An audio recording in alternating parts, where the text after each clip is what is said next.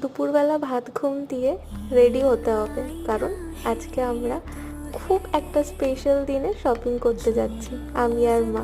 এখানে আমি আর মা টুইনিং করে কুর্তি পরে নিয়েছি, যদিও বা এটা কিছুদিন আগেরই ভিডিও। 19th এপ্রিলে আমরা চলে গেছিলাম শাড়ি কিনতে বিমল শাড়ি সেন্টারে, এটা কাঁচরাপাড়াতে আছে। আমি কিন্তু মনে মনে ডিসাইড করেই নিয়েছিলাম যে আমি হলুদই শাড়ি নেব, তাই গিয়েই বলেছিলাম যত হলুদ কালারের শাড়ি আছে সব আমায় দেখাও। তারপরে পছন্দ করে একটা নিয়ে নিলাম। আচ্ছা, তোমরা কি বুঝতে পারছো আমি কোন স্পেশাল দিনের কথা বলছি, কোন স্পেশাল দিনের জন্য আমি শাড়ি কিনছি? যদি তোমরা বুঝতে পারো তাহলে কিন্তু অবশ্যই আমাকে কমেন্ট সেকশনে বলবে। যাই হোক, আমরা বেরিয়ে গেছি, এটা হচ্ছে কাঁচরাপাড়া বাজার। এরপর আমি আর মা গল্প করতে করতে বাড়ি চলে আসলাম।